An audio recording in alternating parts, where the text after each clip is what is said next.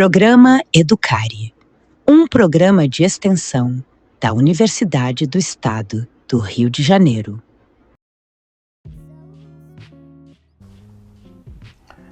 Pessoal, sejam bem-vindos aí ao programa Educare. E hoje eu, professor Tiago Almeida, estou aí entrevistando o professor Jean Felipe, professor da UERJ, lotado aqui no Instituto de Aplicação, no Departamento de Ciências da Natureza.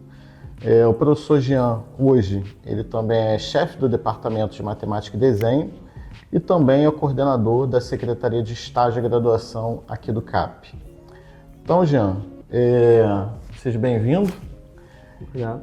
E a primeira pergunta que eu tenho para você é como que você observa o ensino da matemática, tanto no Brasil quanto no mundo, na atualidade?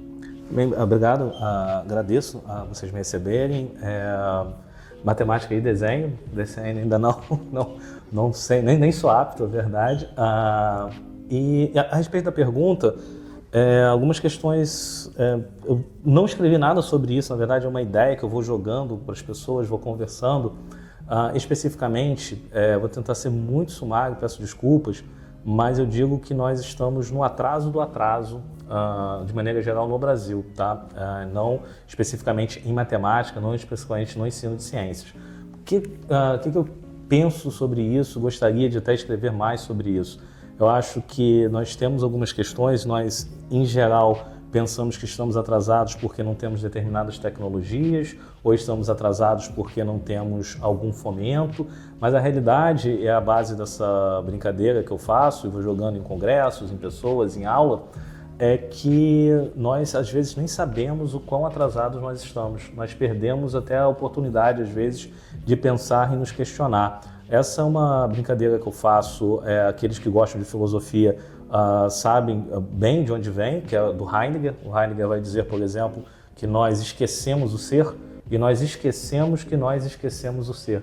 Então nós sequer conseguimos nos perguntar o que está acontecendo a respeito do ser.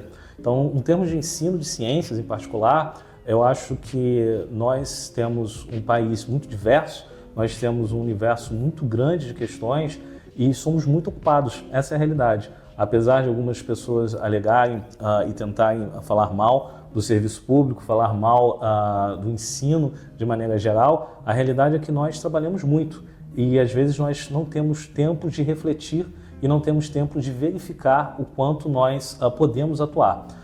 Dito isso, em especial em matemática, você consegue ver isso de maneira muito clara quando você analisa currículos.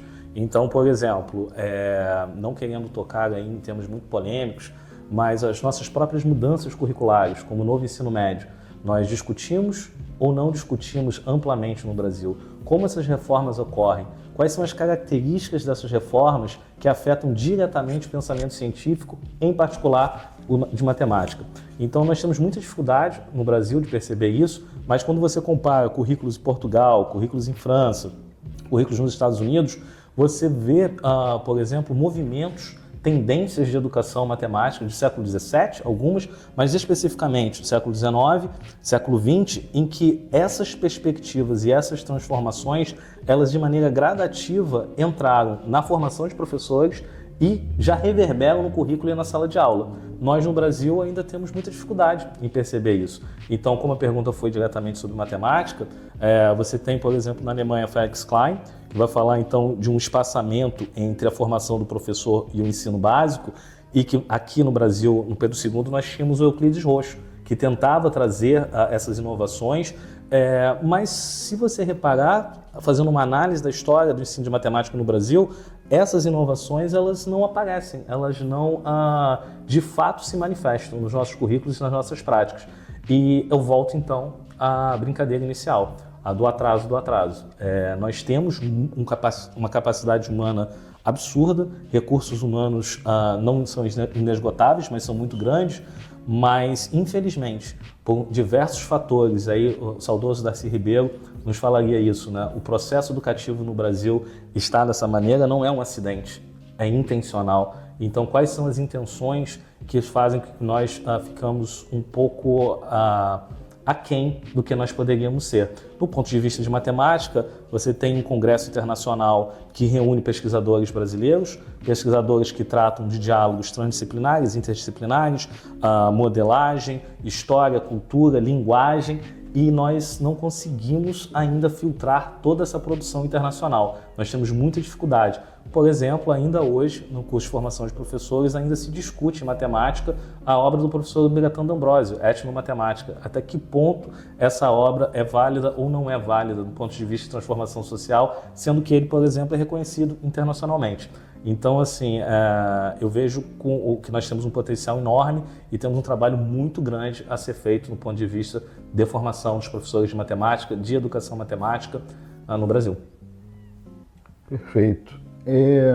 A segunda pergunta que nós temos é, na sua concepção, como que o ensino de matemática se relaciona com a formação humana? Assim, é muito curiosa a pergunta, né? Porque acho que foi semana passada, não me lembro quem eu estava conversando, mas como você acaba frequentando áreas diferentes, eu acho muito engraçado essa distinção que nós fazemos via século XIX das chamadas ciências naturais e ciências humanas, como se as ciências naturais, o DCN, não fossem feitas por seres humanos, e como que as outras, então tem essa questão das ciências do espírito e tudo. Eu acho que todo saber, toda ciência, todo o processo de conhecimento é feito para humanos, com os humanos, e de certa maneira todo o processo então de conhecimento epistemológico, de saber, está relacionado de maneira íntima, profunda com a formação humana. Eu não consigo imaginar, pensar um ensino de matemática em que você não consiga observar, perceber elementos, eu tinha falado agora do currículo, mas elementos da própria disciplina em que aquilo não nos condicione a sermos melhores humanos, a olharmos as nossas limitações, os nossos defeitos. Uma pessoa uma vez me perguntou, né, sobre a questão do meu interesse com religião, teologia, especificamente teologia cristã. Eu disse, olha, tem muito a ver com a ciência do ponto de vista a teologia ou a religião, no entendido de algumas tradições cristãs, elas nos potencializam. Elas dizem pra gente, olha, vocês podem ser mais do que aquilo que foi dito a vocês que vocês são. Mas elas também, a religião, também a ciência, elas nos dizem, olha, vocês têm limites.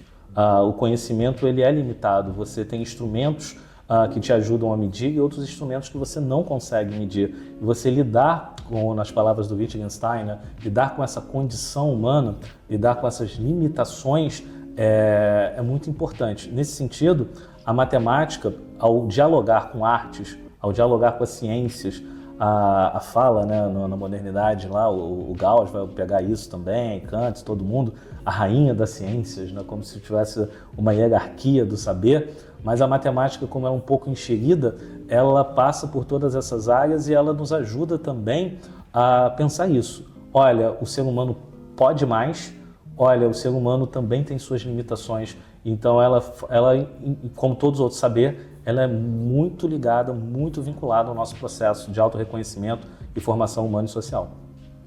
Perfeito. Seguindo nessa pergunta, né, adentrando um pouco mais, como que você acredita que o ensino de matemática pode colaborar na transformação educacional e social?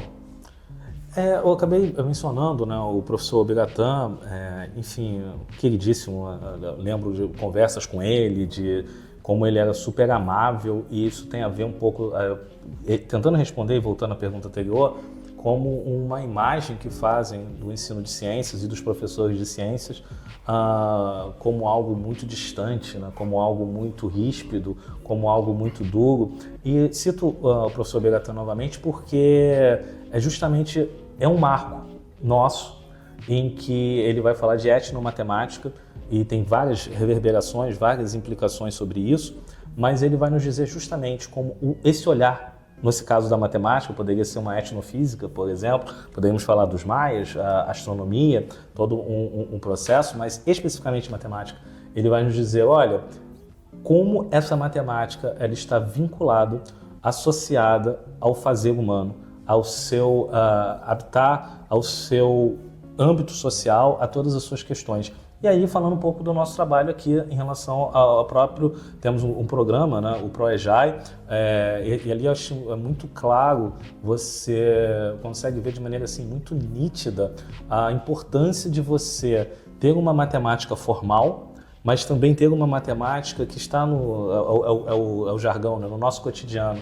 Quais são as ferramentas intelectuais que todos nós temos acesso enquanto seres humanos? E a matemática, então, nos ajuda, por exemplo, está em voga agora a questão de educação financeira, fazendo uma distinção entre matemática financeira e educação financeira, tomadas de decisão. Então, a matemática e um processo educacional matemático nos ajuda muito nisso. Então, a reconhecer o nosso ambiente, falamos de novo etnologia, né? Etnomodelagem, ou seja, como a matemática na agricultura se manifesta, como que ela pode, então, nos ajudar em comunidades que tenham, por exemplo, e aí envolve justamente diálogo com o DCN, né? Comunidades que tenham problemas de água, pH na água, comunidades que precisem talvez pensar em propostas, educação financeira foi mencionada, mas de longo prazo, sabe? Olha, essa comunidade se organizar de tal maneira, como esses indivíduos, como esses cidadãos conseguem tomar decisões melhores, inclusive politicamente, e assim por diante. Então sim, a matemática ela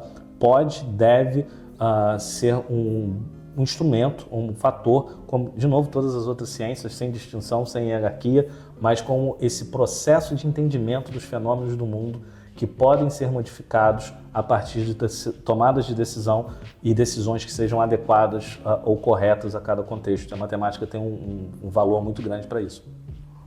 Perfeito. Agora, fala um pouquinho para quem está nos assistindo sobre seu projeto de extensão no programa Educare.